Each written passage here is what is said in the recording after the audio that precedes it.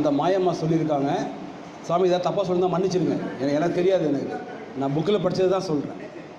அந்த மாயம்மா சொல்லியிருக்காங்க, என்னால் இதை ட்ரீட் பண்ண முடியாது, இதை ட்ரீட் பண்ணுறதுக்கு உள்ள ஒரே ஒருத்தர் வந்து யோகிராம் சரத்குமார் திருவண்ணாமலையில் இருக்கார். அப்போ தான் அவர் முதல்ல யோகிராம் பற்றி கேள்விப்படுறாரு. உடனே அவங்க கார் எடுத்துகிட்டு அவங்க ஃபேமிலி எல்லோரும் திருவண்ணாமலைக்கு வந்திருக்காங்க. திருவண்ணாமலையில் வந்து அப்போ அங்கே உட்காந்துக்கப்பா,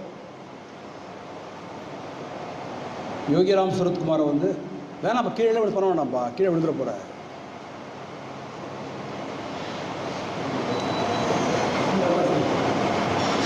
யோகிராம் சரத்குமாரை வந்து பார்த்துருக்காரு. பார்த்த உடனே சுவாமிஜி சொல்லியிருக்காரு, என்ன ப்ராப்ளம்னு கேட்டிருக்காரு. வயிற்று வலின்னு சொல்லியிருக்காரு. வயிற்று வலின்னு சொன்ன உடனே சுவாமிஜி என்ன பண்ணியிருக்காரு, மிளகாப்பொடி ஒரு 2 ரூபாய்க்கு வாங்கிட்டு வந்து அவருடைய கொட்டாக்கச்சிலேயே கலந்துருக்காரு. இவங்களுக்கெல்லாம் பயந்துட்டாங்க, என்னடா நம்ம வயிற்று வலின்னு சொல்கிறோம், மிளகாப்பொடி கொண்டு கொடுக்குறாரு சுவாமி, யாரோ ஒரு தப்பான மாட்டிட்டோம்னு நினச்சிட்டு இருந்திருக்காங்க.